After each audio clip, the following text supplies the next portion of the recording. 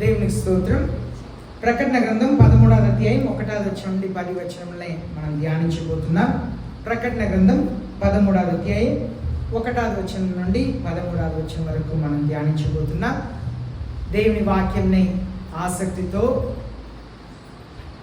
పరిశుద్ధాత్మ దేవా నాతో మాట్లాడండి, నాకు నేర్పించండి, నేను నేర్చుకుంటాను ప్రభువా, నన్ను మార్చండి, నేను మారుతాను అయ్యా, మీకు ఇష్టమైన వ్యక్తిగా యేసయ్య పోలికలు నన్ను మార్చండి అని ప్రార్థనతో ఉన్నప్పుడు పరిశుద్ధాత్మ దేవుడు మనతో మాట్లాడతారు. నేను ఇంగ్లీష్లో చదువుతాను, తర్వాత తెలుగులో చదవలసిందిగా మనం చేస్తున్నాను. 1వ వచనం, ప్రకటన గ్రంథం 13వ అధ్యాయం 1వ వచనం.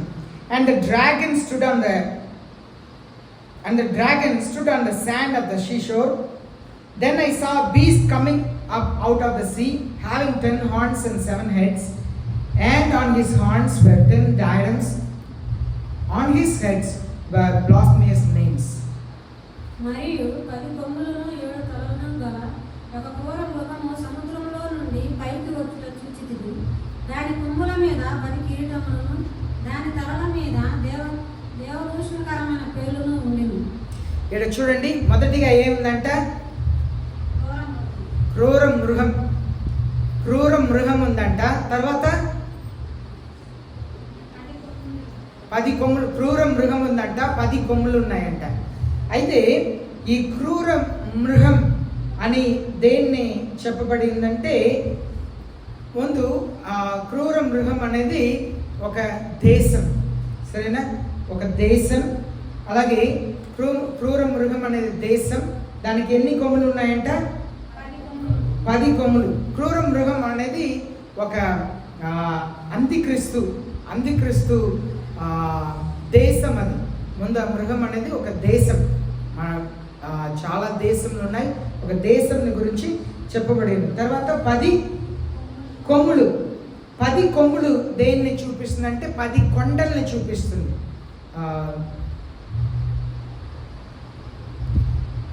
10 కొమ్ములు అనేది 10 రాజుల్ని చూపిస్తుంది.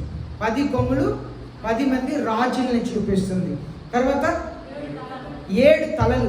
7 తలలు అనేది 7 కొండల్ని చూపిస్తుంది. 7 కొండలు, సరేనా?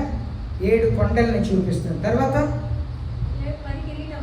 10 కిరీటం. 10 కిరీటం అనేది ఈ 10 మంది రాజులు కూడా వాళ్ళు పరిపాలిస్తారు అని చెప్పి దానికి అర్థం. తర్వాత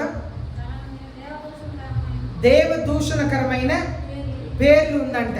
అంటే దేవుని అవమానపరిచేదిగా పేర్లు ఉంటుందంట.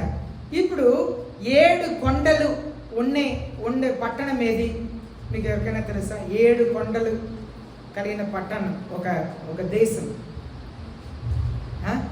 ఇటలీ దేశం. ఓకే, ఇటలీ దేశం. ఇటలీ దేశంలో అక్కడ ఎవరు పరిపాలిస్తారు? పోప్ పరిపాలన చేస్తారు, పోప్. అయితే ఇదంతా కూడా సముద్రం నుండి వచ్చిందని చెప్పి చూస్తున్నాం కదా. ఈ బీస్ట్ ఎక్కడి నుండి వచ్చిందంట? మృగం. సముద్రం దేన్ని చూపిస్తుందంటే, సముద్రం ప్రకటన గ్రంథం 17వ అధ్యాయం 15వ వచనంలో చూస్తున్నాము. ప్రకటన గ్రంథం 17వ అధ్యాయం 15వ వచనంలో చూస్తున్నాము. And he said to me, the waters which you saw where the harlot sits are the peoples and multitudes and nations of the tongues. మరియు అద్భుత నాతో ఇలాగ చెప్పాను, ఆ వేష కూర్చున్న చోట నీవు చూచిన జలములు ప్రజలను, జన సమూహములను, జనములను, ఆయా భాషలు మాట్లాడు వారిని సూచించును. ఇది సముద్రం అనేది జనముల్ని చూపిస్తుంది. ఎవరిని చూపిస్తుంది? సముద్రం అనేది రిప్రజెంట్స్ ద వరల్డ్.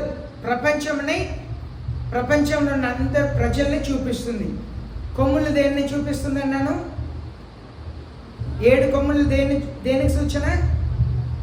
7 కొండలు, సరేనా?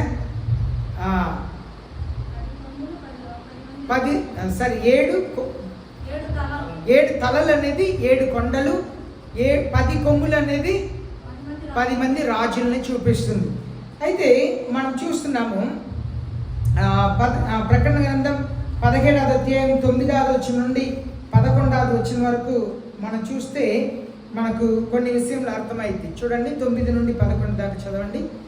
17వ అధ్యాయం 9 నుండి 11 దాకా. ఇందులో జ్ఞానం వల్ల మనసు కనబడును. ఆ 7 తలలు ఆ స్త్రీ కూర్చున్న 7 కొండలు. చూసారా, 7 తలలు అనేది ఆ స్త్రీ కూర్చున్న 7 కొండలు. ఓకే. మరి 7 రాజులు కలరు. 5 కూలిపోయి ఒకడు ఉన్నాడు. కడమవాడు ఇంకనూ రాలేదు. వచ్చినప్పుడు అతడు కొంచెం కాలం ఉండవలను. ఉండినది ఇప్పుడు లేనిదీనైనా ఈ క్రూర మృగము ఆ 7 పాటు ఒకడునై ఉండి తానే 8వ రాజు నాశనమునకు పోవును. ఓకే, ఇప్పుడు 8 రాజుల గురించి చెప్పబడి ఉంది. సరేనా? ఇప్పుడు 8 రాజులు ఎవరిని మనం చూస్తే, ఇప్పుడు యోహాను దీన్ని రాస్తున్నప్పుడు 96వ సంవత్సరం యేసయ్య పుట్టి మరణించిన తర్వాత 96వ సంవత్సరం దీన్ని రాస్తున్నారు. అప్పుడు కల్లా బైబిల్లో 5 రాజుల గురించి చెప్పబడి ఉంది. సరేనా? ఇంకా 6, 7, 8 మందిని మనం చూస్తున్నాం. అదే ఇప్పుడు మనం 17వ అధ్యాయం 11వ వచనంలో మనం చూస్తున్నాం. అయితే మొదటిగా ఏ రాజు అంటే మనం ఆదికాండం తర్వాత నిర్గమకాండంలో మనం ఏం చూస్తున్నామంటే ఫరో రాజుని గురించి చూస్తున్నాం. The king of Egypt. Pharaoh రాజు ప్రపంచంని మొదటిగా ప్రారంభించారు. రాజు 1, జాగ్రత్తగా వినండి. ఫస్ట్ రాజు ఎవరు? ఫరో రాజు. రెండవది రాజుల గ్రంథంలో చదువుతున్నాము అసీరియా రాజు. అసిరియా దేశం, సిరియా దేశంనే. సిరియా దేశంకి క్యాపిటల్ ఏంటి? నినివే పట్టణం. సరేనా? నినివే పట్టణం. అక్కడ నినివే పట్టణం ఎలా ఉండేదంట? భయంకరమైన పాపం. దేవునికి ఏమొచ్చింది? నినివే పట్టణం చూసి కోపం వచ్చి ఏం చేశారు? కోపం వచ్చి ఏం చేశారు? ఒక ప్రవక్తని పంపించారు. ఆ ప్రవక్త వెళ్ళి ఏం చెప్పారు? ఏం చెప్పమన్నారు ప్రవక్త దగ్గర? 40 రోజుల్లో దేవుడు నాశనం చేయబోతున్నాను. సరే, అసిరియా రాజు. మూడవది రాజు బబిలోన్ రాజు. బబిలోన్ రాజు. అది ఎక్కడ చూస్తున్నాము? దానియేలు గ్రంథంలో చూస్తున్నాం. సరేనా? దానియేలు గ్రంథంలో చూస్తున్నాం బబిలోన్ రాజు. నాలుగవదిగా మేదియా పెర్సియా రాజుని గురించి చూస్తున్నాం. తెలుగులో ఏమంటారు? మేదియా పర్సియా రాజు.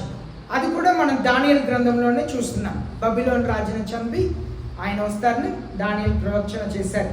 ఆరవదిగా రోమా పరిపాలన. అది రోమా పరిపాలన ఎప్పుడు ఉంది? రోమిలు ఎప్పుడు పరిపాలించారు? యేసుక్రీస్తు ఈ లోకంలో ఉన్నప్పుడు రోమిలు పరిపాలించారు. 7వ రాజ్యం ఏంటంటే ఏడవది రాజ్యమే ఇప్పుడు మనం చూస్తున్నది అంతా కూడా. అది ద చర్చ్ ఏజ్ అంటారు. చర్చ్ ఏజ్ అంటే 2000 సంవత్సరం యేసయ్య పుట్టినప్పటి నుండి ఇప్పుడు 2024 సంవత్సరాలు అయింది కదా. ఇప్పుడు చాలా రాజులు పరిపాలిస్తున్నారు. అమెరికా అగ్రరాజ్యంగా ఉన్నప్పుడు కూడా ఎవరికి వాళ్ళు పరిపాలన చేసుకుంటున్నారు. ఎవరికి బానిసగా మాత్రం లేరు. అయితే 8వదిగా వచ్చేది అంత్యక్రీస్తు అని చెప్పి మనం చూస్తున్నాం. అంత్యక్రీస్తు ఈ లోకంని పరిపాలన చేయబోతున్నాను. ఇప్పుడు మనం ప్రకటన 17వ అధ్యాయం 9 నుండి 11వ వచనం వరకు మనం చదివాం. అయితే 17వ అధ్యాయం 12వ వచనం ఒకసారి చదవండి. 17, 12. 17వ అధ్యాయం 12వ వచనం. నీవు చూసిన ఆ 10 కన్నులు 10 మంది రాజులు. వారి ఇది వరకు రాజ్యమును పొందలేదు కానీ ఒక గడియ క్రూర మృగముతో కూడా రాజుల వలె అధికారం పొందుతుంది. చూడండి, ఇక్కడ మనం చూస్తున్నాము ఈ రాజులందరూ కూడా మెడిటేరియన్ సీ అనగా యేసయ్య ఎటువైపు పరిచయం చేస్తున్నారో ఆ ప్రాంతం నుండి వచ్చే రాజులు అని చెప్పి చెప్పబడి ఉంది. ఈ 10 కొమ్ములు ఎవరండి? 10 మంది రాజులు. వాళ్ళందరూ కూడా అధికారం కలిగి ఉంటారు. వారికి ఒక గంట సేపు అధికారం ఇవ్వబడిద్దంట. అనగా గంట సేపు అనేది కొంచెం కాలం వారికి అధికారం సాతాను దగ్గర నుండి ఇవ్వబడబోతుంది అని చెప్పి మనం చూస్తున్నాం. కనుక ఈజిప్ట్ కానీ, అసిరియా, బబిలోన్, మెదా పెర్సియా, గ్రీక్ రాజ్యం, అలాగే రోమ రాజ్యం, వీళ్ళందరూ కూడా ఈ అందరితో పాటు తర్వాత మనం చూస్తున్నాము ఇప్పుడు ఉన్న కాలం ద చర్చ్ ఏజ్, సంఘ కాలం 2024 సంవత్సరంలో అయింది. ఇంకా ఎంత కాలంలో మనకు తెలియదు. ఆ తర్వాత సాతానుడు చేతిలో ఈ లోకంలో దేవుడు ఎన్ని సంవత్సరాలు పెట్టబోతున్నారు? 7 సంవత్సరాలు. ఆ 7 సంవత్సరాలు ఏం జరిగింది?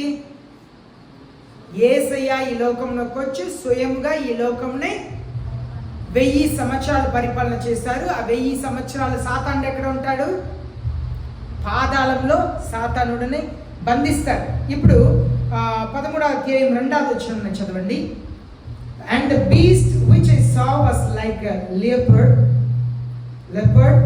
and his feet were like those of a bear, and his mouth like the mouth of a lion, and the dragon gave him power and his throne and great authority. నేను చూసిన ఆ మృగము చిరుతపులిని పోలి ఉండెను. దాని పాదములు ఎలుగు వంటి పాదముల వంటివి, దాని నోరు సింహపు నోరు వంటిది. దానికి ఆ ఘటసర్పము తన బలమును, తన సింహాసనమును, గొప్ప అధికారమును ఇచ్చింది. ఇప్పుడు ఫస్ట్ ఆ మృగం ఎలా ఉందంట? చిరుతపులి ఇలా ఉందంట. చిరుతపులి ఎలా పరిగెత్తి? చాలా వేగంగా పరిగెత్తి. అనగా లేపర్డ్ అంటే ఆ దేశం చాలా తీవ్రంగా పనిచేసేది. ఇప్పుడు ఉదాహరణగా నేను చెప్తున్నాను, మైక్రోచిప్ అందరూ పెట్టుకోవాల్సిన చాలా దేశంలో పెడుతున్నారు. మైక్రోచిప్ ఉందంటే మీకు ఏటీఎం కార్డు కానీ పాన్ కార్డు కానీ ఆధార్ కార్డు కానీ ఏమి అసలు అన్ని దీంట్లోనే ఉండిద్ది. మీరు ఎప్పుడు పుట్టారు, ఎప్పుడు పెరిగారు, మీ భర్త ఎక్కడ పని చేస్తున్నారు, ఉన్నారా లేరా, మీకు ఎంతమంది పిల్లలు, వాళ్ళు ఎక్కడ పని చేస్తున్నారు, మీకు ఎన్ని ఇల్లు ఉంది, మీ పేరు మీద ఎన్ని గ్యాస్ కనెక్షన్ ఉంది, మీ పేరు మీద ఎన్ని ఎలక్ట్రిసిటీ బిల్లు ఉంది, మీ ప్రాపర్టీ ఏంటి, మీరు ఎక్కడ ఉద్యోగం చేస్తున్నారు, అన్ని రికార్డ్స్ అంతా ఈ చిన్న మైక్రోచిప్లో ఉంటుంది. ఆ మైక్రోచిప్ ఎంత సైజు ఉంటుందని చెప్పాను? బియ్యం వండక ముందు, వండిన తర్వాత బియ్యం కొంచెం పెద్దగా అయింది, వండక ముందు ఏ సైజు ఉంటుందో ఆ సైజే ఉండిద్ది. దాన్ని ఈ చోట్ల పెడతారు, సరేనా? ఈ చోట్ల కానీ నొసట్లు కానీ పెడతారు. అయితే దాంట్లో అన్ని మీ మెడికల్ హిస్టరీ అంతా ఉంటుంది. మీరు ఎక్కడెక్కడ మీరు హాస్పిటల్, ఇప్పుడు ఉదాహరణంగా కాటూరి హాస్పిటల్కి వెళ్ళారని అనుకోండి, అక్కడ మీ ఆధార్ కార్డు అడుగుతారు, అవునా?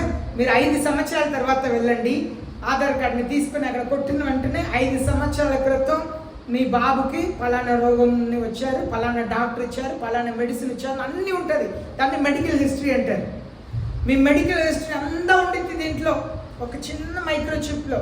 ఎందుకు? అది ఆధార్ కార్డులు అన్నీ ఇప్పుడు మీకు సంబంధమైనది అంతా ఆధార్ కార్డులో లింక్ అయి ఉందా? ఓకే, ప్రణీత లైలా స్కూల్ 7వ తరగతి అన్నీ ఉండిద్ది. ప్రణీత అమ్మ నాన్న వాళ్ళు ఇలా చేస్తున్నారు, అన్నీ ఉంటుంది. వాళ్ళకి ఒక తమ్ముడు ఏ చదువుతున్నాడు, ఇక్కడ అన్ని టోటల్. ఎందుకంటే మీ స్కూల్లో ఆధార్ కార్డు ఇచ్చారు కదా, ఆధార్ కార్డు ఇచ్చారు, అన్ని లింక్ అయి ఉంటుంది, అన్ని లింక్ అయి ఉంటారు.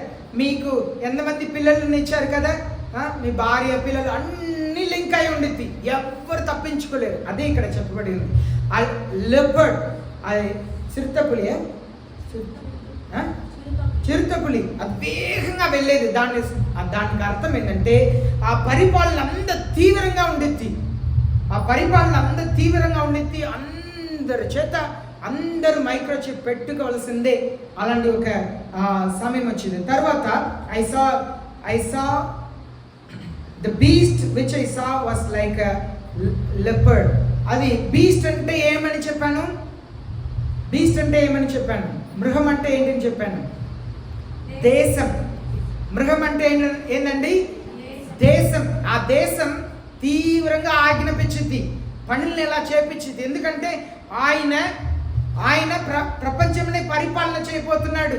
ఆ new world order is coming, అనగా కొత్త ఒక పరిపాలన వస్తుంది. ఒక్క వ్యక్తి ఈ లోకం అన్నిటిని పరిపాలన చేయబోతున్నారు. అన్ని దేశంలో ఉన్న రాజులు ఆయన చెప్పినట్లా చేయవలసిందే.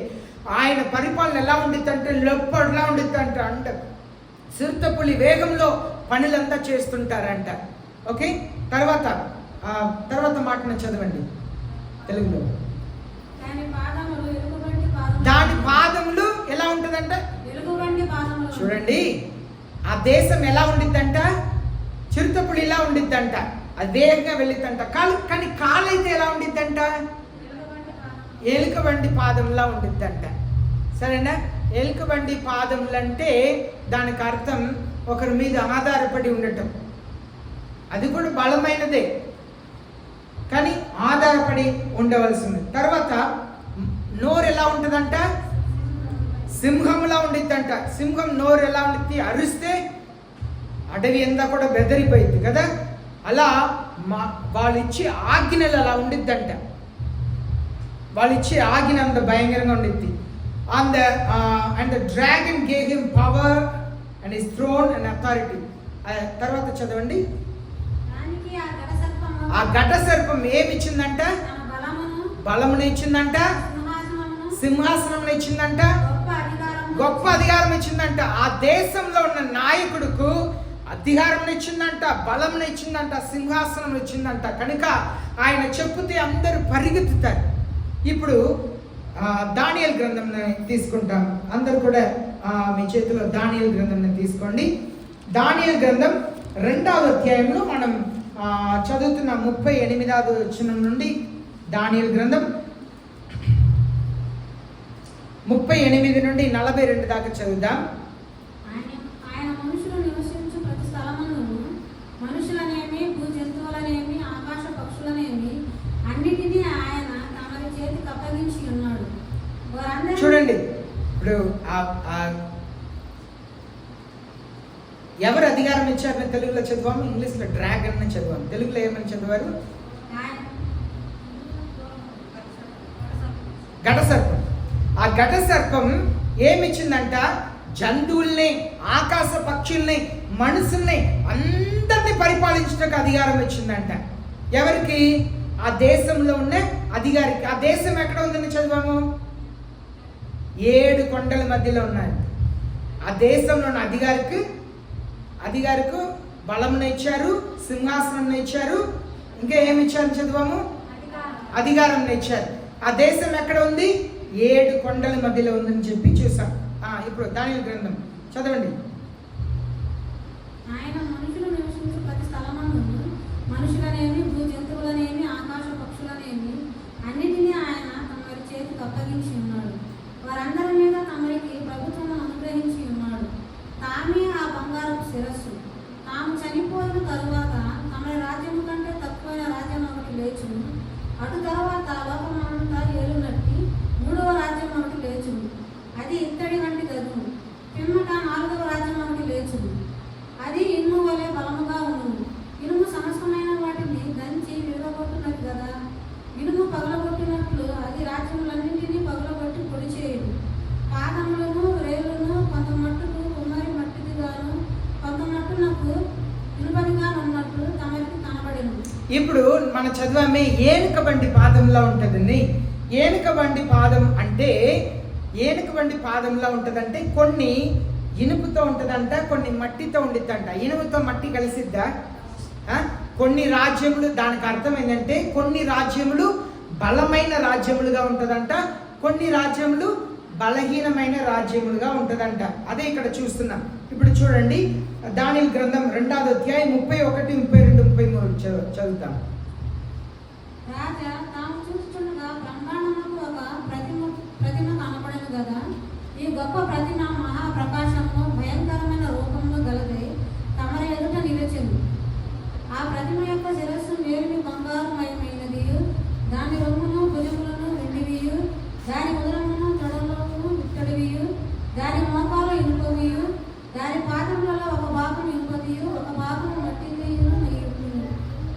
సరే, ఇప్పుడు చదువుతున్నదంతా మీరు జాగ్రత్తగా వినకపోతే మీకు ఏమీ అర్థం కాదు. ఎలా వచ్చారో అలాగే మీరు తిరిగి వెళ్ళిపోతారు. మీరు ఏం నేర్చుకుంటా వెళ్తారు. ఇక్కడ బబిలోన్లో ఉన్న రాజుగారికి ఒక కళ వచ్చింది. సరేనా? బబిలోన్లో రాజుగారికి ఒక కళ వచ్చింది.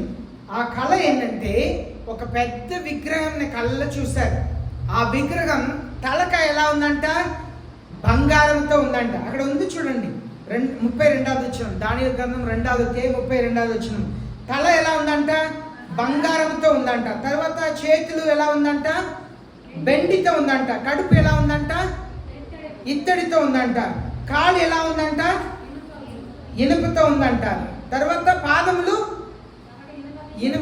ఇనుపు మట్టియు కలిసి ఉన్నదంట. ఈ విగ్రహంని ఆయన కళ్ళలో చూస్తున్నారు. ఆయన కళ్ళలో చూస్తున్నప్పుడు ఎక్కడో నుండి ఒక రాయి వచ్చిందంట. ఎక్కడో నుండి ఒక రాయి వచ్చి ఆ పాదమునకు తగిలిందంట. పాదమునకు తగిలిన వెంటనే ముక్కలు అయిపోయిందంట విగ్రహం. అర్థమైందా? విగ్రహం తల ఎలా ఉంది? బంగారంతో ఉంది.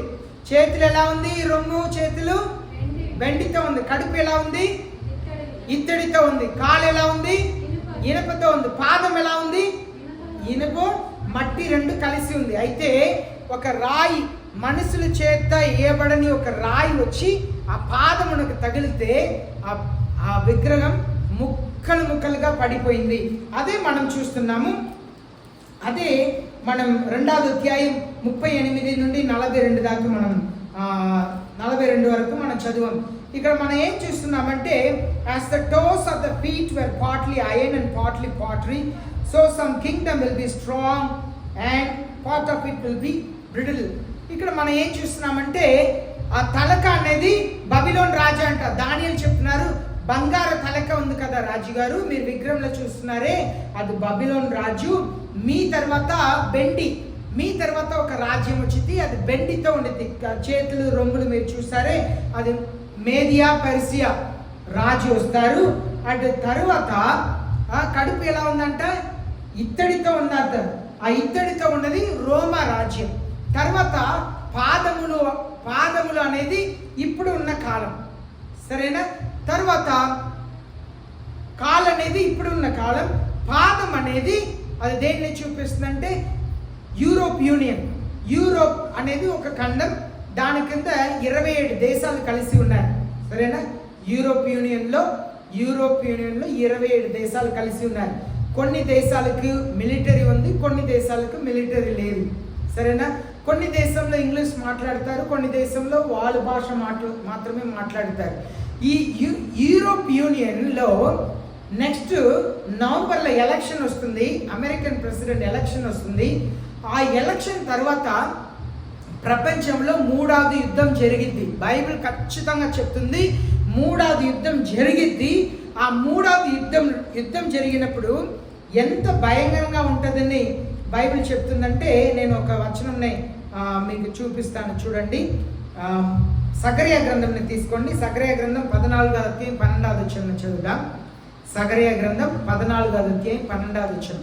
ఒకవేళ బైబిల్ చదువు రాని వారు జాగ్రత్తగా వినండి, నిద్రపోవద్దు, వినండి. సగరియా గ్రంథం 14వ అధ్యాయం 12వ వచనం. తెగులు పుట్టించి యెరూషలేము మీద యుద్ధం చేసిన జనులందరినీ ఇలాగున మొత్తును.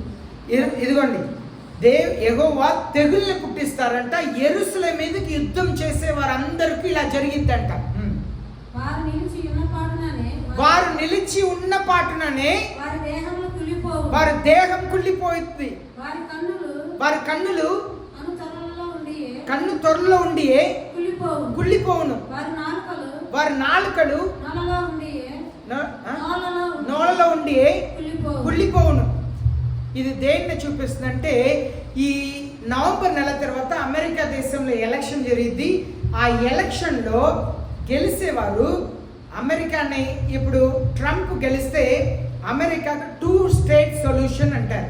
2 స్టేట్ సొల్యూషన్ అంటే ఇస్రాయేల్ దేశంలో ఓల్డ్ సిటీ, న్యూ సిటీ అని 2 ఉంటుంది. ఓల్డ్ సిటీ అనేది సాలమోన్ కట్టిన దేవాలయం ఉన్న చోటు. బైబిల్ ప్రకారం అక్కడ 3వ దేవాలయం కట్టబడాలి. ఇప్పుడు అక్కడ ఏముంది? డూమ్ ఆఫ్ రాక్ ఉంది. డూమ్ ఆఫ్ రాక్ అంటే ఒక మసూది ఉంది. ఆ మసూదిని పగలకొట్టి అదే చోటులో దేవాలయం కట్టబడాలి అనేది దేవుని యొక్క నియతి, సరేనా? బైబిల్లో చెప్పబడి ఉన్నది. ఇప్పుడు ట్రంప్ అనబడిన ఒక వ్యక్తి గెలిస్తే ఇస్రాయేల్ దేశం వాళ్ళకే సొంతంగా ఇచ్చేస్తారు. ఓల్డ్ సిటీ, న్యూ సిటీ 2 కూడా వాళ్ళకే ఇచ్చేస్తారు. ఒకవేళ ఇప్పుడు కమలా హారిస్ ఒక ఆమె నిలబడి ఉన్నారు. ఒకవేళ ఆమె గెలిస్తే ఏం చేస్తారంటే, ఓల్డ్ సిటీని పాలస్తీనాకును, న్యూ సిటీని ఇస్రాయేల్కును ఇస్తారు. అప్పుడు ఏమైతే ఇస్రాయేల్ ప్రజలు ఒప్పుకోరు, యుద్ధం స్టార్ట్ అయింది. అలా అయినా యుద్ధం స్టార్ట్ అయింది. ఒకవేళ దీన్ని వేరు చేసి పాలస్తీనా వాళ్ళకి ఇస్తే ఇస్రాయేల్ యుద్ధం స్టార్ట్ చేసింది. ఇప్పుడు ట్రంప్ గెలిచి ఈ old city, new city 2 state solution అంటారు. 2 దేశంని ఐక్యపరిచే కార్యం అంటారు దీన్ని. ఇప్పుడు ట్రంప్ గెలిచి పూర్తిగా ఈ ఓల్డ్ సిటీ, పాత సిటీ, న్యూ సిటీ, పాత పట్టణం, కొత్త పట్టణం 2 ఇస్రాయేల్కి చెప్పినా ఈ ముస్లిం దేశాలందరూ కూడా యుద్ధం స్టార్ట్ చేస్తారు. అర్థమైందా? ఎలా చేసినా సరే 3వ యుద్ధం ప్రారంభమైంది. మూడవది యుద్ధం ప్రారంభం అవుతుందంటే దానికి బైబిల్ వాక్యం చెప్తున్నది ఏంటంటే ఎస్ఐకెల్ రాసిన 38వ అధ్యాయంలో రష్యా దేశం యుద్ధమునకు వచ్చింది అని చెప్పి దేవుని వాక్యం స్పష్టంగా చెప్తుంది.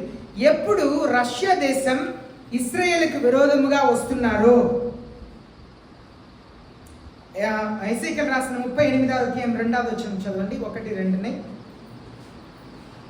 మరియు యెహోవా వాక్కు నాకు ప్రత్యక్షమై ఇలాగ సెలవిచ్చెను, నరపుత్రుడా, మాగోగు దేశపు వాడగు గోగు అనగా రోషునకును మెషకునకును తుబాలుకును అధిపతి అయిన వాని తట్టు అభిముఖుడవై అతని గురించి ఈ మాట ఎత్తి ప్రవచించుము. ప్రభు అయిన యెహోవా సెలవిచ్చినది ఏమనగా, రోషునకును మెషకునకును తుబాలునకును అధిపతి అగు గోగు నేను నీకు విరోధనై ఉన్నాను. 4 చదవండి. నేను నిన్ను వెనుకకు త్రిప్పి నీ దవడలకు గారము తగిలించి నిన్నును నీ సైన్యమంతటిని గుర్రములను నానా విధములైన ఆయుధములు ధరించు నీ రోగులనందరినీ కవచములను డాలును ధరించి ఖడ్గములు చేత పట్టుకుని వారిని అందరినీ మహాసైన్యముగా బయలుదేరి తీసేదను. ఇక్కడ ఏం చెప్పబడిందంటే, నిద్రపోవద్దమ్మా, కొంచెం మెలుగ్గా ఉండండి. చూడండి, ఇక్కడ ఏం చూపిస్తుందంటే రోస్ను ఒక మాట చదివారా? రోస్నకును, ఆ రోస్ అనేది రష్యా దేశం, సరేనా? రష్యా దేశం. రష్యా ఇశ్రాయేలుకు విరోధముగా యుద్ధంకి వచ్చిందంట. అదే మూడవది భయంకరమైన యుద్ధం. ఆ యుద్ధం జరిగినప్పుడు ఇప్పుడు సగరే గ్రంథం 14వ అధ్యాయం 12వ వచనంలో చదివాం కదా.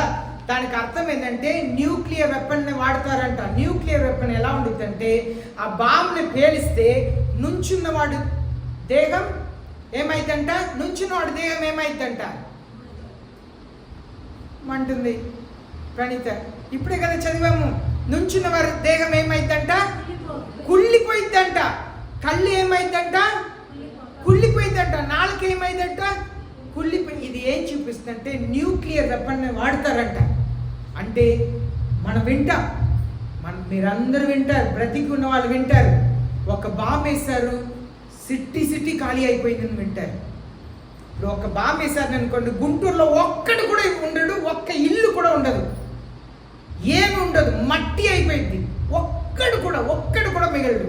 ఒక్క బాంబు వేస్తే ఒక్కడు కూడా మిగలడు, ఏ బిల్డింగ్ కూడా మిగలదు.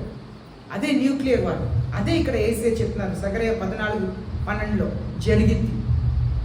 ముందున్న కాలంలో ఈ దేశం ప్రపంచమంతా ఆగి ఉన్నది నవంబర్ ఎలక్షన్ కొరకు. నవంబర్ నెల ఎలక్షన్ తర్వాత ఏం జరిగిందో తెలియదు. అయితే ఇక్కడ దేవుడు మనకు నేర్పిస్తున్న ఒక సత్యం ఏంటంటే, ఈ ప్రకటన గ్రంథం 13వ అధ్యాయం 2వ వచనంలో మనం చదివాం కదా, ఇదంతా కూడా ఏనుక పాదం, సింహాల్ లాంటి మొహం.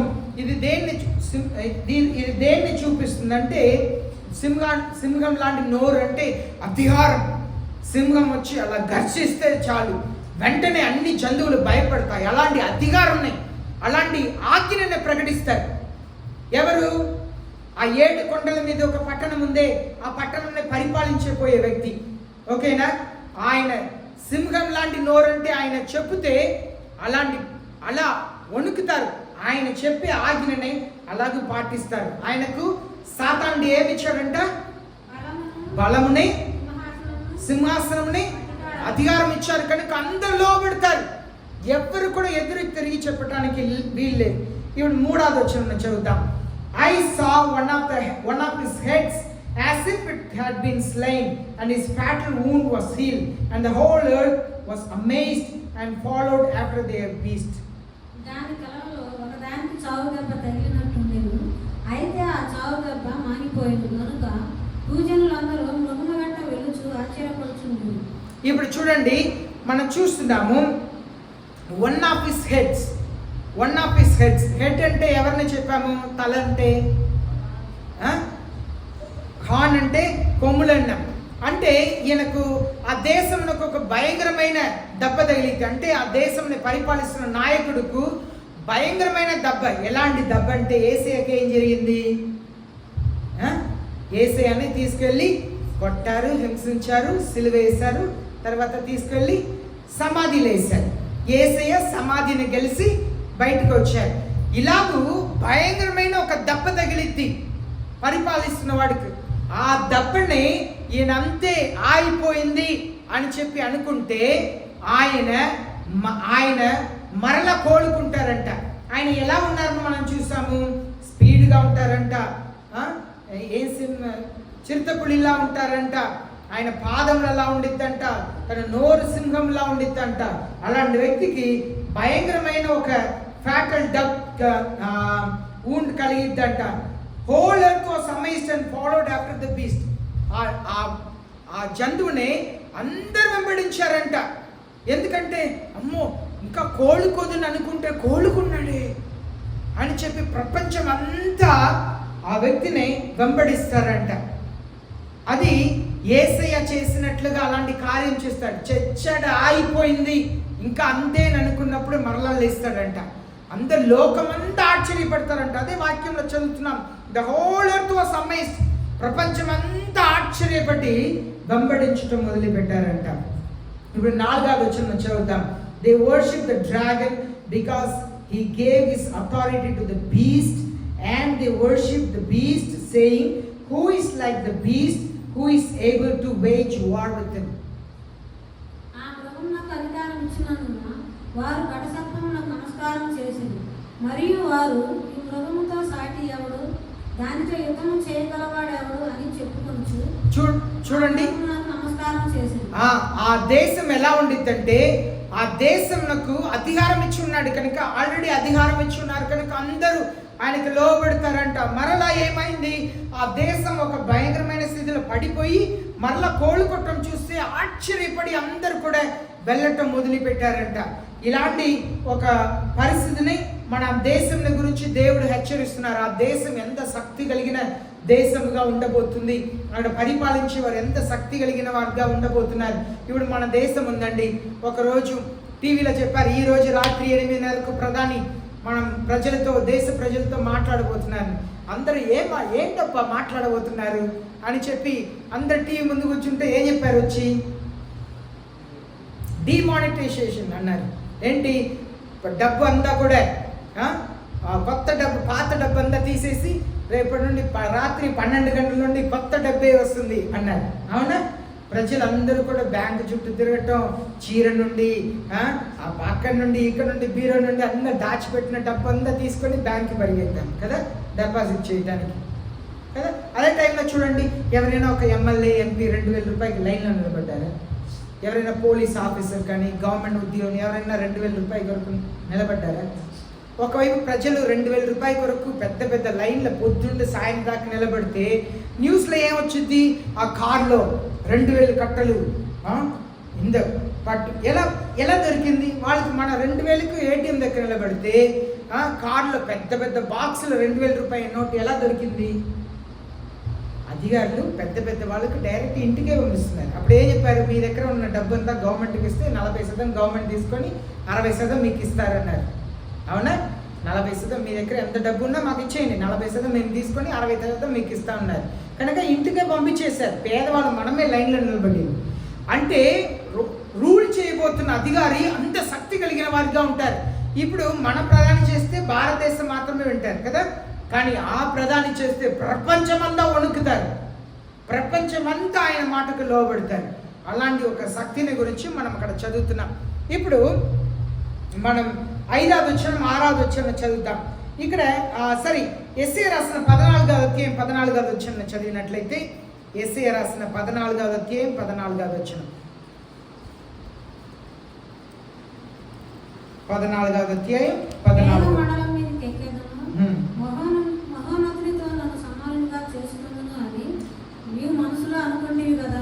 చూడండి. ఇక్కడ ఒకరు అనుకున్నారంట, సాతానుడు దేవదూతగా ఉన్నప్పుడు ఏమని అనుకున్నాడు, నేను మేఘమండలంలోకి ఎక్కుతాను, మహోన్నతునికి నేను సమానంగా ఉంటాను అని చెప్పి సాతానుడు ముందు దేవదూతగా ఉన్నప్పుడు అనుకున్నాడు. ముందు దేవదూతగానే ఉన్నాడు. మనసులో అలా అనుకోవటం వల్లనే దేవుడు ఆయన్ని త్రోసివేశాడు. అప్పుడే ఆయన సాతానుడుగా మారిపోయాడు. అర్థమైందా? దానికి ముందు అందమైన వ్యక్తిగా ఉన్నారు. ఇక్కడ ఈ యెషయా రాసిన 14వ అధ్యాయంని మీరు 9వ వచనం నుండి 17వ వచనం వరకు చూస్తే ఎలా సాతానుడు వచ్చాడు అని చెప్పి తెలిసింది. యేసయ్య రాసిన 14వ అధ్యాయం 9 నుండి 17 దాకా చదివితే సాతానుడు ఎలా సాతానుడుగా మారాడు, దానికి ముందు ఆయన ఏమై ఉన్నాడు అని చెప్పి ఆ అధ్యాయంలో మనం చదువుతాం. సరేనా? ఇక్కడ మనం చూస్తున్నాము సాతానుడుకున్న ఆశ ఏంటంటే ఆయన నీకు జ్ఞానం ఇస్తాను, అందం ఇస్తాను, శక్తి ఇస్తాను, సూపర్ న్యాచురల్ గిఫ్ట్, ఆశ్చర్యమైన కార్యం నేను చేస్తాను అని చెప్పి ప్రజల్ని మోసపరుస్తాడంట. ఇప్పుడు 5-6 వచనంలో సాతానుడు యొక్క గర్వం గురించి మనం చూస్తున్నాం. 5వ వచనంలో చదువుదాం. There was given to him a mouth speaking arrogant words, blasphemous, and authority to act for 42 months was given to him. డంబపు మాటలను దేవదూషణలను పలుకు ఒక నోరు దానికి ఇయ్యబడెను, మరియు 42 నెలలు తన కార్యం జరుపుకున్న అధికారము దానికి ఏర్పాటాయింది. చూడండి, 42 దినములు అంటే ఎంతకాలం? 3.5 సంవత్సరాలు. 42 నెలలు అంటే ఎంతకాలం అండి?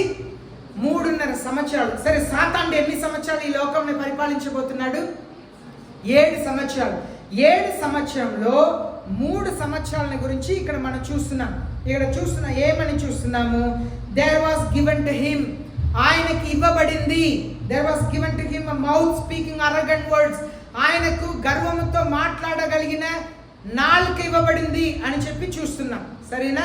ఆ నాలుక, ఆ నోరు ఎలా ఉంటుంది? మనం 2వ వచనంలో చదివాము, సింహపు నోరులా ఉంటుంది అని చెప్పి మనం చూసాం. ఇప్పుడు చూడండి, 5వ వచనం, 7వ వచనం, 14వ వచనంలో 6 సారి ఏమని ఉందంటే ఆయనకి ఇవ్వబడింది, ఆయనకి ఇవ్వబడింది, ఆయనకి ఇవ్వబడింది అనే పదంని 6 సారి చూస్తాం. 5వ వచనం, 7వ వచనం, 14వ వచనం, 15వ వచనంలో 6 సారి ఆయనకి ఇవ్వబడింది. దానికి అర్థం ఏంటంటే దేవుడు ఆయనకి ఇచ్చారు. ఇంతసేపు నుంచొని అరిసి చెప్తుంటే ఎంత ఊగి నిద్రపోతున్నారండి. చూడండి, దేవుడు అధికారం ఇస్తున్నారు. ఆ మాట్లాడటకు, కార్యం చేయటకు దేవుడు అధికారం ఇస్తున్నారు. అధికారం దేవుని చేత ఇవ్వబడిందంట. దేవుడు ఇస్తే తప్ప సాతానుడికి ఏ అధికారం లేదు. ఈ 7 సంవత్సరాలు కూడా దేవుడే ఆయనకి ఇస్తున్నారు. అధికారములంతా కూడా దేవుని చేతనే ఇవ్వబడి ఉందని మనం చూస్తున్నాం. ఎందుకు సాతానుడికి గర్వమైన నోరు ఇవ్వబడింది అని చెప్తే మనం చూస్తున్నాము, మనం గర్వమైన ప్రతి ఒక్క మాటలు కూడా దేవునికి లెక్క చెప్పాలి. మత్తయి రాసిన 12వ అధ్యాయం 36వ వచనంలో మనం చూస్తున్నాము, we must give an account for every careless word that we speak. మనం మాట్లాడే ప్రతి ఒక్క అజాగ్రత్త అయిన, దేవునికి మహిమ లేని ప్రతి ఒక్క మాటలు కూడా మనం దేవునికి లెక్క చెప్పాలంట. 36వ వచనం చదవండి. మీతో చెప్పినదేమనగా, మనుషులు పలుకు వ్యర్థమైన ప్రతి మాటను గురించి విమర్శ దినమున లెక్క చెప్పవలసి ఉండును. విమర్శ దినమున, తీర్పు దినమున లెక్క చెప్పాలంట. మనం మాట్లాడే ప్రతి ఒక్క వ్యర్థమైన మాటలకు దేవునికి లెక్క చెప్పాలి అని దేవుని వాక్యం సెలవిస్తుంది. సాతానుడు ప్రజల్ని ఎలా మోసం చేస్తాడు? ఈనాడు సాతానుడే డైరెక్ట్ వచ్చి గొడవకు దిగాడు. ఎలా దిగుతాడు? మనుషుల్ని పంపిస్తాడు కదా. మనుషుల్ని పంపించి ఏంట్రా అని చెప్పి గొడవకు దిగుతాడు. మనుషుల ద్వారానే సాతానుడు తన కార్యములు చేసుకుంటూ ఉంటాడు. కనుక మన నాలుకని జాగ్రత్తగా కాపాడుకోవాలి. మనం కొన్నిసారి పొరపాటు మాటలు మాట్లాడుతున్నాం. ఏదైనా మాట్లాడితే దేవుని సన్నిధిలో మోకరించి పశ్చాత్తాపడాలి. దేవుని క్షమాపణ అడగాలి. నన్ను క్షమించండి ప్రభువా, నన్ను కనికరించండి ప్రభువా అని దేవుని సన్నిధిలో అడగాలి. ఎందుకంటే సాతానుడికి అలాంటి నోరు ఇవ్వబడిందంట. ప్రతి ఒక్కరిని ఛాలెంజ్ చేస్తాడు, ఆజ్ఞాపిస్తాడు, పట్టుకురండి, అందరినీ కూడా పట్టుకురండి. ఎవరెవరు ముద్ర వేసుకోలేదో 666 అనే ముద్రను వేసుకోలేదు అందరినీ పట్టుకురండి అని చెప్తాడు. అలాంటి ఒక భయంకరమైన కాలంలోనికి మనం వస్తున్నాం. ఒక భయంకరమైన కాలంలో మనం ఉంటున్నాం. ఇప్పుడు 6వ వచనం నేను చదువుదాం. And he opened his mouth and blasphemed against God and blasphemed against his name and his tabernacle, that is those who dwell in heaven. గనుక దేవుని దూషించుటకును, ఆయన నామమును, ఆయన గుడారమును, పరలోక నివాసులను దూషించుటకును అది తన నోరు తెరచెను. ఆయన నోరు తెరచి చూడండి, దేవునికి విరోధంగా మాట్లాడుతుందంట. మనం అదే చూస్తున్నాం. బబిలోన్లో ఉన్న రాజు నెబుకద్నెజర్ ఏం చేశారు? బబిలోన్ రాజు తను సింహాసనం మీదకి ఎక్కి, సింహాసనం కాదు, ఆయన రాజ్య భవనం మీదకి ఎక్కి ఏం చెప్పారు? ఓ అందమైన ఈ బబులోన్ నేను కట్టాను, నాది, నేను సృష్టించానన్నాడు. దేవుడు ఏం చేశారు? ఆయన్ని ఒక జంతువుగా మార్చేశారు. ఆయనకు తోక వచ్చేసింది, గోళ్ళంతా పెరిగిపోయింది, ఒక జంతువులా మారిపోయి 7 సంవత్సరాలు గడ్డి మెప్పించాడు దేవుడు. 7 సంవత్సరాల తర్వాత ఎప్పుడు నేను తప్పు చేశాను, దేవుడే రాజుని తెలుసుకున్నాడు, మానవుడిగా వచ్చారంట. వాళ్ళ అధికారులు వెళ్ళి మరలా తీసుకొచ్చి సింహాసనంలో రాజుగా కూర్చోబెట్టారంట. దేవుడు గర్వం కలిగిన వారిని గడ్డి మెప్పే దేవుడు.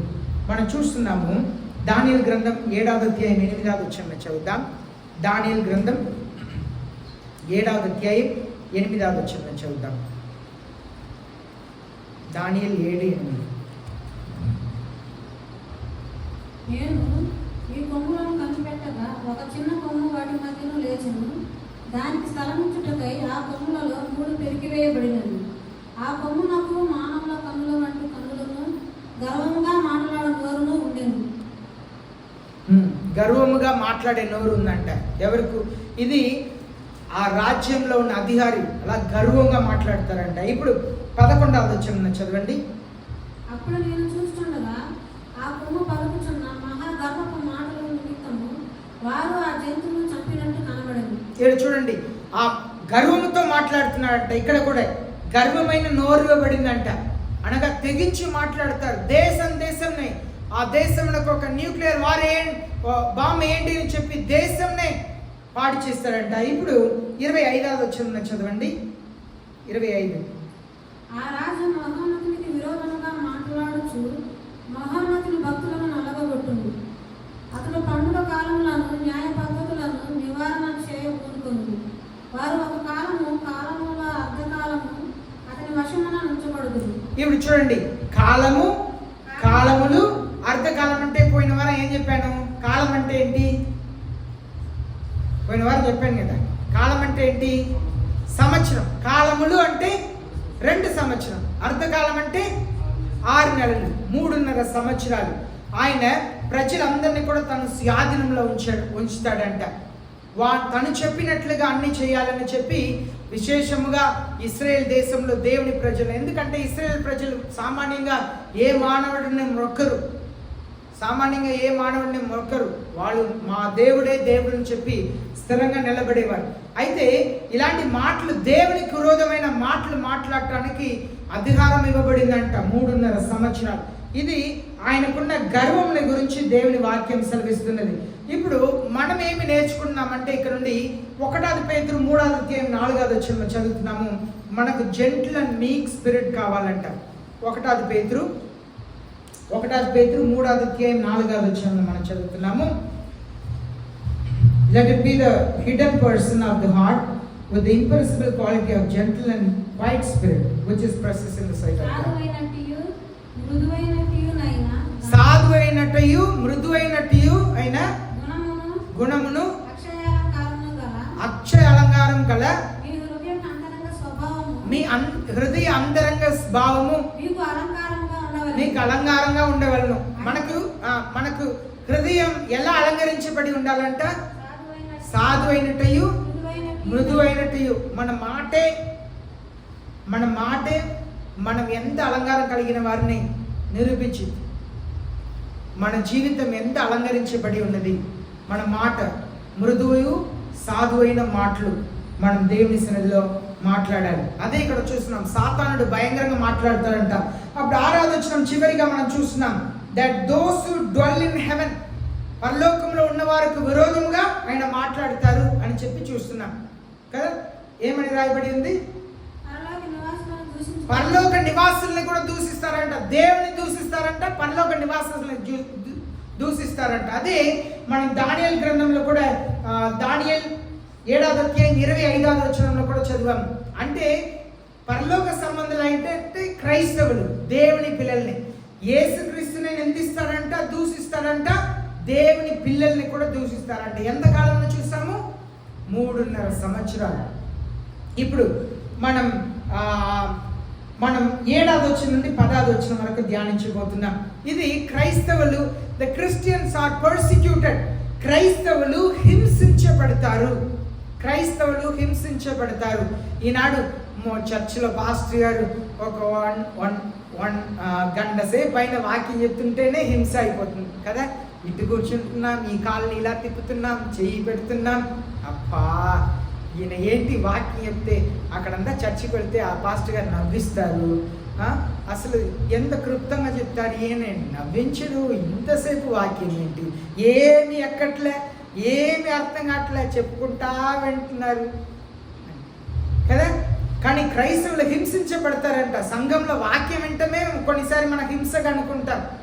సంఘంలో ప్రార్థనకు రావటమే హింసగా అనుకుంటాం. అమ్మో ప్రార్థన, ఈ వీళ్ళకి పనియే లేదు, ఆ ప్రార్థన ఈ ప్రార్థన అంటారు, హింసగా అనుకుంటాం. దేవుని సన్నిధికి రావటం హింసించబడేటట్లుగా అనుకుంటాం. సంతోషమైన మనసుతో దేవుని సన్నిధికి వెళుతాం, ఉపవాసం ఉండి ప్రార్థన చేస్తాం అని సంతోషమైన మనసు ఈనాడు క్రైస్తవులకు లేదు.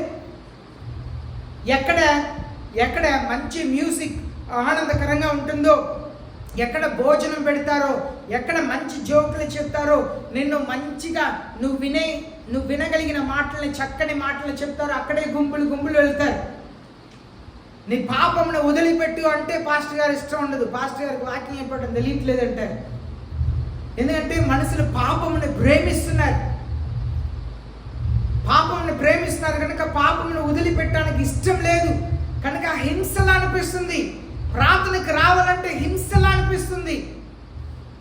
అది సంతోషంగా మనం ఆలోచించే. పెళ్ళికి ఎప్పుడు వెళ్తాం? పెళ్ళికి వెళ్తేప్పుడు హింసలా అనుకుంటామా? పెళ్ళికి ఎవరైనా పిలిస్తే హింస, అక్కడ వెళ్తే హింసగా ఉండుతున్నట్లుగా అనుకుంటామా? తలస్నానం చేస్తాం కదా, మంచి బట్టలు వేసుకొని చక్కగా అలంకరించుకుంటాం, ఇంకా తొందర పెడతాం. ఇంట్లో ఉన్నవాడిని త్వరగా టైం అయింది అని చెప్పి తొందర పెడతాం. అక్కడ వెళితే బంధువులు వస్తారు, కూర్చొని నలుగురితో ముచ్చట్లాడవచ్చు. అవునా? పెళ్ళికి వెళ్తేప్పుడు ముందుగానే, పెళ్ళికి ముందు రోజే వెళ్ళి ఏం చేస్తారు? గిఫ్ట్లు కొంటారు కదండి. కొండరా మీరు? కొంటారు కదా. పెళ్ళికి వెళ్ళే ముందే గిఫ్ట్లు కొంటారు, చక్కగా సిద్ధపడతారు. నేను ఇలా విన్నాను, మీరు ఎలాంటి వారు నాకు తెలియదు, కానీ కొంతమంది భర్త దగ్గర పెళ్ళికి ఒక చీర అడుగుతారంట. అన్ని సిద్ధపడి గిఫ్ట్లు కొనుక్కొని సంతోషంగా వెళ్తారు. కానీ దేవుని సన్నిధికి ఇక్కడ వచ్చి అదే కానీ మర్చిపోయానే, కానీ బైబిల్ అంతా ఇలా తిప్పుతాం, ఎక్కడో పెట్టానే, మర్చిపోయానే. సిద్ధపాటు లేదు. దేవుని సన్నిధికి వెళ్తేప్పుడు చక్కగా సిద్ధపడి సంతోషంగా మనం వెళ్ళట్లే. ఎందుకు? అబ్బా అన్ని బాగుంటాయి కానీ వాక్యం చెప్తారు చూడు, హింసగా భావిస్తాం. కానీ ఇక్కడ చూడండి 7వ వచనం నుండి 10వ వచనం వరకు. 7వ వచనం చదువుతాం. It was also given to him to make war with the saints and to overcome them. The authority over every tribe, people and tongue and nation was given to him. మరియు పరిశుద్ధులతో యుద్ధము చేయను, వారి జయింపను, దానికి అధికారం ఇవ్వబడును. ప్రతి వంశం మీదను, ప్రతి ప్రజ మీదను, ఆయా భాషలో మాట్లాడు వారి మీదను, ప్రతి జనము మీదను అధికారం దానికి ఇవ్వబడింది. చూడండి, ఆ దేశంలో ఉన్న వానికి అధికారం ఇవ్వబడిందంట. ఎలా? దేనికి అధికారం ఇవ్వబడింది? పరిశుద్ధులతో యుద్ధం చేయుటకు. పరిశుద్ధులతో యుద్ధం చేసి వాళ్ళని జయించుటకు అధికారం ఇవ్వబడిందంట. ఎలా వచ్చి యుద్ధం చేస్తారంట? 6వ వచనంలో అదే చదివాము. ఎలా యుద్ధం చేస్తారు? దూషణమైన మాటలతో. ఈనాడు మీ బంధువులు చెప్తున్నారా? మీరు రోడ్డు మీద వస్తున్నప్పుడు పని లేదా? రోజు చర్చికేనా? ఏం చేస్తారు వెళ్ళి చర్చిలో? ఏం చేస్తారు? ఎందుకు పద్దాకలా చర్చికి వెళ్తున్నారు? ఒక ఆమె ఇంట్లో పని చేస్తుందండి, చక్కగా వచ్చిన వాళ్ళందరికీ మంచి భోజనం ఇవ్వాలి అని చెప్పి చక్కగా సిద్ధపరుస్తుంది. ఒక ఆమె ఏమి చేయకుండా ఖాళీగా కూర్చొని వింటుంది. ఖాళీగా కూర్చున్న ఆమెని గురించి ఏం చెప్పారు? శ్రేష్టమైన, ఉత్తమమైన దాన్ని ఎందుకున్నారు? మీరు ఎందుకు దేవుని సన్నిధికి వస్తున్నారు? ఉత్తమమైన దాన్ని ఎందుకోవటానికి వస్తున్నారు? ఖాళీగా కూర్చొని దేవుని మాటని ఆలకించడానికి వస్తున్నారు. కానీ అందరూ ఏం చెప్తారు? పెద్దాకులు ఎందుకు చర్చికి వెళ్తున్నారు? మీరు ఉత్తమమైన దాన్ని వెతికి వస్తున్నారు. ఉత్తమమైన దాన్ని, ఒక్కటి అవసరం. 1 thing is needful. ఒక్క విషయం అవసరమైనది. ఉత్తమమైన దాన్ని నువ్వు ఎందుకున్నావు? కూర్చొని దేవుని సన్నిధిలో వాక్యం వినటం.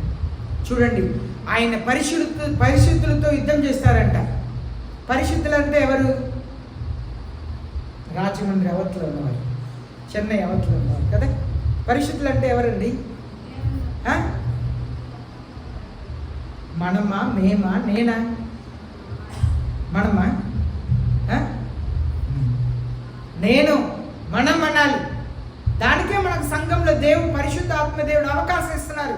పాపమును ఒప్పుకో, క్షమాపణ పొందుకో అని అవకాశం ఇస్తున్నారు. కొన్నిసారి చర్చిలో కూర్చొని కూడా పాప క్షమాపణ అడగను, పాపముని ఒప్పుకోము, మరలా అదే మనసుతోనే తిరిగి వెళ్తాం. అదే పాప, ఎంత పెద్ద పాప మూటని మోసుకొని వచ్చారో అదే మూటని పెట్టుకొని కూర్చుని ఉంటారు.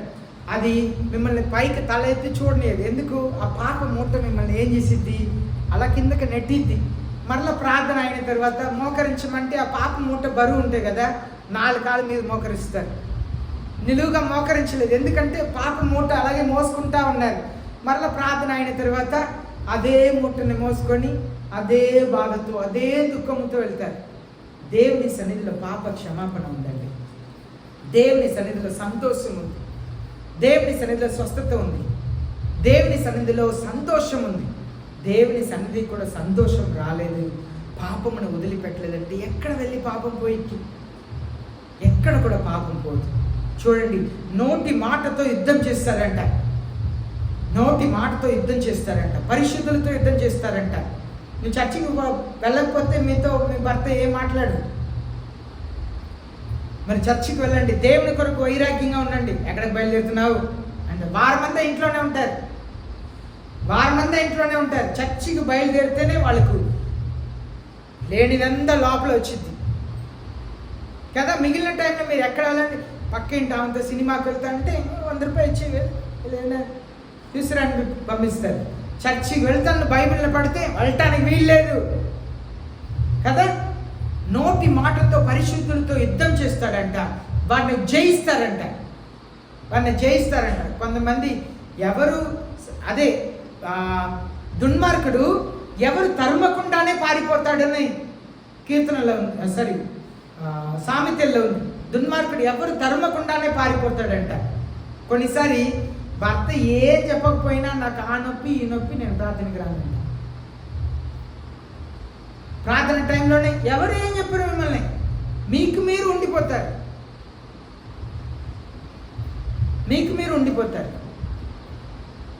యుద్ధం చేసి గెలుస్తాడంట. సాతానుడు గెలిచుటకు ఆయనకు అనుమతి ఇవ్వబడిందంట. ఎవరు వచ్చి గెలుస్తారు? ఎవరు వచ్చి మీతో యుద్ధం చేస్తారు అనుకుంటున్నారు?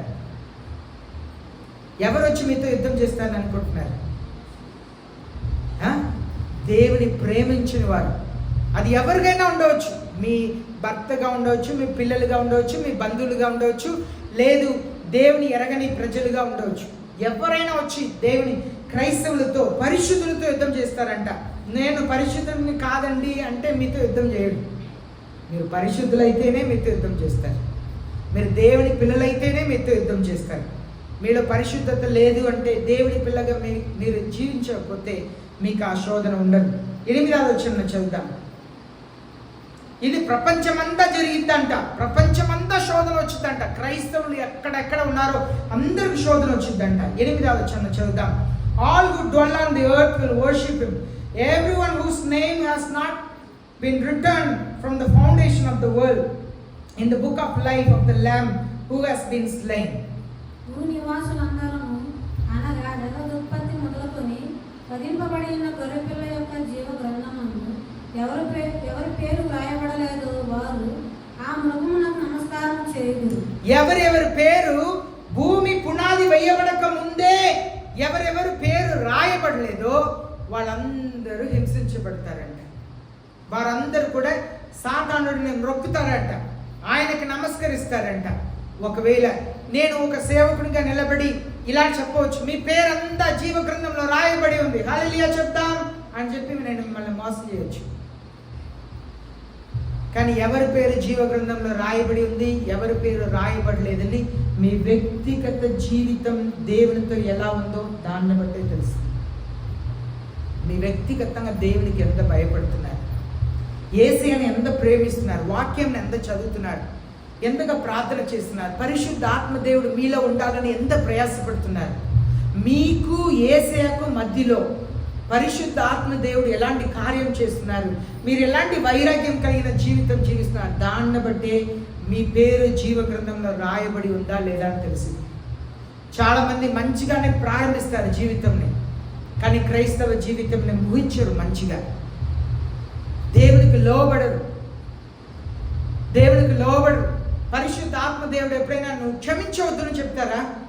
ఆ వ్యక్తిని క్షమించవద్దు అని పరిశుద్ధ ఆత్మదేవుడు చెప్తారా? నువ్వు ఇలాగే ఉండు అని పరిశుద్ధ ఆత్మదేవుడు ఏమైనా చెప్తారా? నువ్వు తిరుగుబాటు చేయని పరిశుద్ధ ఆత్మదేవుడు చెప్తారా? పరిశుద్ధ ఆత్మదేవుడు క్షమించు అంటారు, క్షమాపణ అడుగు అంటారు కదా. సాతానుడే చెప్తాడు, నువ్వు క్షమాపణ అడగొద్దు. నువ్వు ఎందుకు క్షమాపణ అడగాలి? నువ్వేం తక్కువ అయిపోయావు, క్షమాపణ అడగవద్దు అంటాడు సాతానుడు. నువ్వు తగ్గించుకోవద్దు అంటాడు, క్షమించవద్దు అంటాడు, క్షమాపణ అడగవద్దు అంటాడు, క్షమించవద్దు అంటాడు. దేవుడు ఎన్నడూ కూడా చెడు నేర్పించే దేవుడు కాదండి యేసయ్య మంచిదే నేర్పిస్తాడు. నువ్వు బాగుండాలనే యేసయ్య ఆశపడతాడు. నువ్వు పాడైపోవాలని యేసయ్య ఆశపడు. నీ కీడు చేయాలని యేసయ్య ఆశపడు. అన్యాయం చేయి, అక్రమం చేయని యేసయ్య చెప్పరు. అన్యాయంని ఎంకరేజ్ చేస్తారంట కొందరు, వాళ్ళు అలాంటి పాపం చేస్తారంట, అలాంటి పాపం చేయటకు తోడు వెళ్తారంట. ఇలాగే ఉండు. ఈనాడు చాలా సంఘంలో ప్రజలు ఆత్మీయ జీవితంలో లేకపోవటానికి కారణం సాతానుడు బోధిస్తున్నాడు తప్పుడు బోధనని, దేవునికి దూరం నడిపిస్తున్నాడు. ప్రియమైన దేవుని జనమ, ఎవరు పేరైతే రాయబడలేదో వాళ్ళందరూ నమస్కరిస్తారంట. ఎవరి పేరు రాయబడలేదో, మీ బొట్టు వేసాను అనుకో, ఏం చేయాలి? వెంటనే నేను దేవుని బిడ్డనే అనాలి. మనమే వేసుకొని వెళ్తాం. అదెంత పెద్ద పాపంని నేను చెప్పట్లేదు. మీ మనస్సు ఉండాలి. ఒకవేళ మీ భర్త మిమ్మల్ని ఇబ్బంది పెడుతున్నారని అనుకోండి, వాళ్ళ కొరకు మీరు వేసుకుంటున్నారు, అక్కడ వెళితే మీరు ఎవరు మిమ్మల్ని చేర్చుకోవట్లేదు, ఒకటి దేవుని కొరకు ఏదైనా నేను సహిస్తాను అనే మనసైనా ఉండాలి, లేకపోతే మీ ఇష్టం. మనం ఇక్కడ ఒక పొట్టు పెట్టుకున్నాం, వేసే తీసి నేను నరకంలో పెట్టరు, కానీ నాలో పరిశుద్ధ ఆత్మదేవుడు ఉన్నారు కనుక ఒక దురాత్మ కలిగిన వారు వేసుకుంటున్న దాన్ని పరిశుద్ధ ఆత్మ కలిగిన నేను వేసుకోను అనే మనసు ఉండాలి. అర్థమైందా? దురాత్మకు ఆలయముగా ఉంటున్న వారు ధరించుకుంటున్న దాన్ని పరిశుద్ధ ఆత్మ కలిగి ఉన్న దాన్ని నేను వేసుకోను అనే ఒక తేడా ఉండాలి. ఇది ఒక చిన్న విషయమే. కానీ మన హృదయంలో ఎలాంటి ఆసక్తి కలిగి ఉన్నాము అనేది ప్రాముఖ్యం. మీ పేరు జీవ గ్రంథం, మీ పేరు భూమి పునాది వేయబడక ముందే మీ పేరు జీవ గ్రంథంలో రాయబడి ఉందా అనేది సేవకునిగా నేను చెప్పలేనండి. ఈనాడు చాలామంది సేవకుడు నీ పేరు జీవ గ్రంథంలో రాయబడి ఉంది కనుక దేవుని స్తుతించి ఉంటారు. చెప్పలేము. మోసే చెప్తున్నాడు, అయ్యా మీరు మాతో వెళ్ళకపోతే నా పేరుని జీవ గ్రంథం నుండి కొట్టివేయండి అంటున్నారు. చాలామంది పేరుని దేవుడు రాసినప్పుడు కూడా వారు దేవునికి విరోధమైన పాపం చేసి వారు సాతానుడికి లోబడి లోక ఆశల్లో పడి దేవుడు వారి పేరుని కొట్టివేశారని వాక్యంలో మనం చదువుతున్నాం. కనుక మీ పేరు జీవ గ్రంథంలో రాయబడి ఉందా? పునాది వేయబడక ముందే, భూమి పునాది వేయబడక ముందే చూస్తాము మనం. ఎఫెసీయులకు రాసిన 1వ అధ్యాయం 4వ వచనం చదువుదాం. ఎఫెసీయులకు రాసిన 4వ అధ్యాయం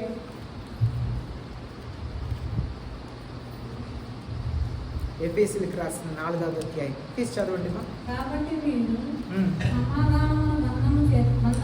ఎఫెసీయులకు రాసిన 1వ అధ్యాయం 4వ వచనం. 1వ అధ్యాయం 4వ వచనం.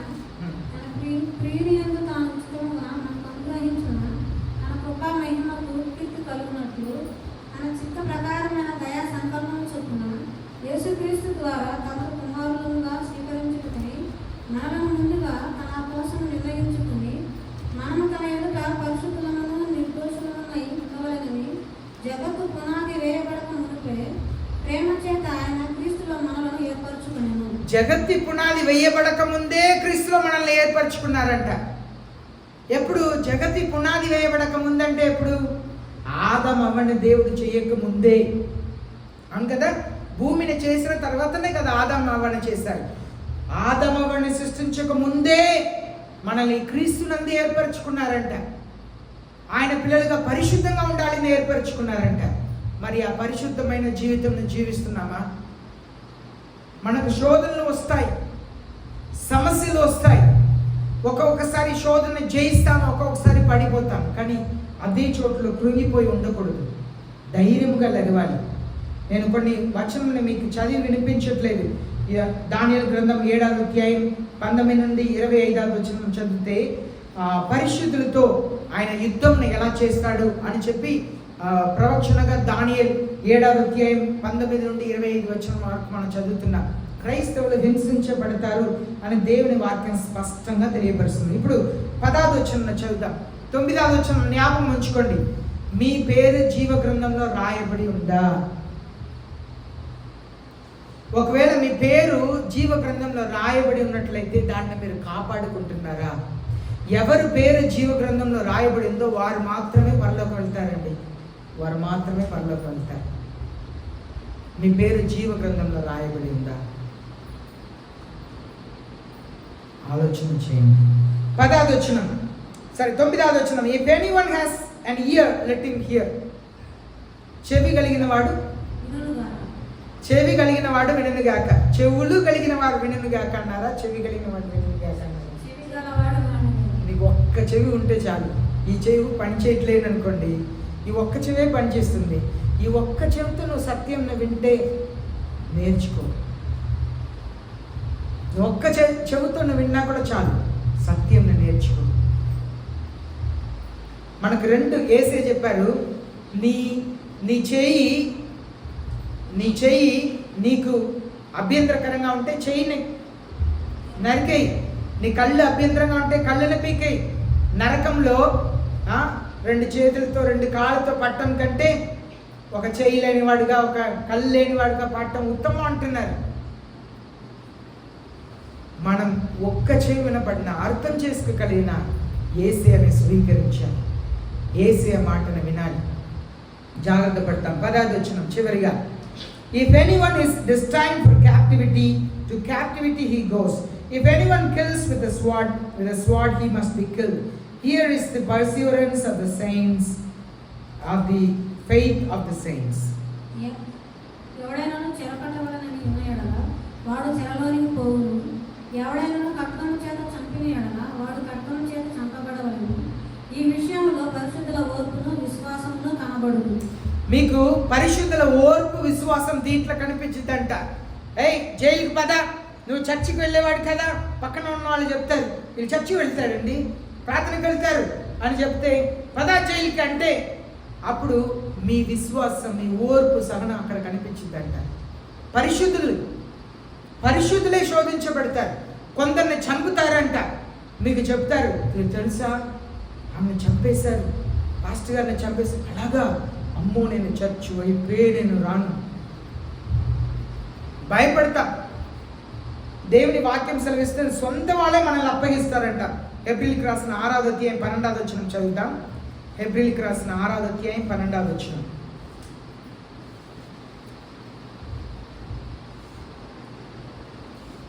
మీరు మందులు కాక విశ్వాసం చేతను ఓర్పు చేతను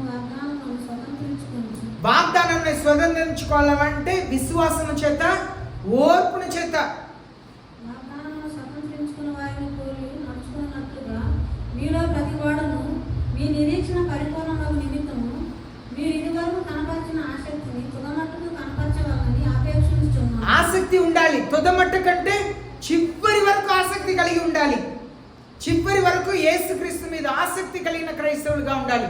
ఒకవేళ మరణం వచ్చినా సరే, మనల్ని చంపినా సరే, జైలు వేసినా సరే, అలాంటి ఆసక్తి కలిగిన వారుగా దేవుని పిల్లలు ఉండాలి. లూకా రాసిన 21వ అధ్యాయం 17, 18, 19. లూకా రాసిన 21, 17, 18, 19. ఇక్కడ మనం చూస్తున్నాము. చదవండి. నా నామము నిమిత్తము మీరు మనుషులందరి చేత ద్వేషించబడుదురు కానీ మీ తల వెంట్రుకలలో మీ తల వెంట్రుకల్లో ఒక్కటైనను నశింపదు. మీరు మీ ఓర్పు చేత మీ ప్రాణములను దక్కించుకొందురు. ప్రాణములని అమ్మ చదువుతారు 17, 18, 19. అదే కదా. ఓర్పు చేత, మనకు ఓర్పు ఉంటేనే మనం జయించగలుగుతామంట. మన ప్రాణంని కూడా మనం కాపాడగలుగుతాం. ఎలా ఓర్పు? ఒక్క వెంట్రుక కూడా నశించదు అన్నారు యేసయ్య. కానీ అందరూ మనల్ని ఏం చేస్తారంట?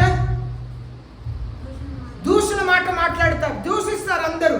ఎందుకు? చర్చికి వెళ్ళి ఏం సాధిస్తావు? నీ భర్తని చూడు, నీ పిల్లల్ని చూడు. ఏదైనా దేవుడు నీకు మేలు చేశారా? ఈనాడు చెప్పేవాళ్ళు ఉన్నారు. ఇంతకాలం నువ్వు చర్చికి వెళ్తున్నారు, దేవుడు ఏదైనా నీకు మేలు చేశారా? ఏ మేలు చేశారని చర్చికి వెళ్తున్నావు? దూషణకరమైన మాటలు మాట్లాడతారంట. కానీ మనకు ఓర్పు కావాలని దేవుని వాక్యం సెలవిస్తుంది. హెబ్రీకి రాసిన 10వ అధ్యాయం 36, 37, 38 చూస్తున్నాం.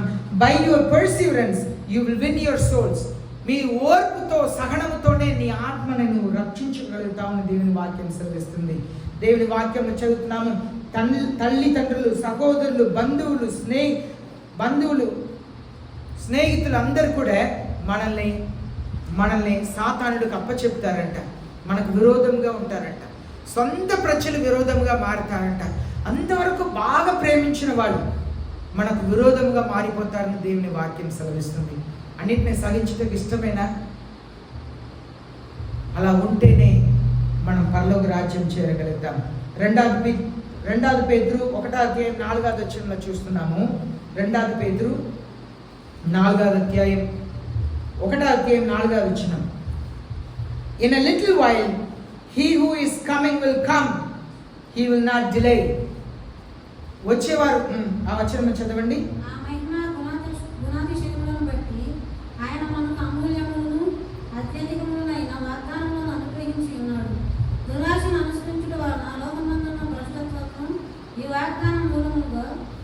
మీరు తప్పించుకొని ద్వేష స్వభావమునందు పాలివారులన్నట్లు వాటిని అనుగ్రహించండి. దేవుని పిల్లలు ద్వేష స్వభావం ఉండకూడదు.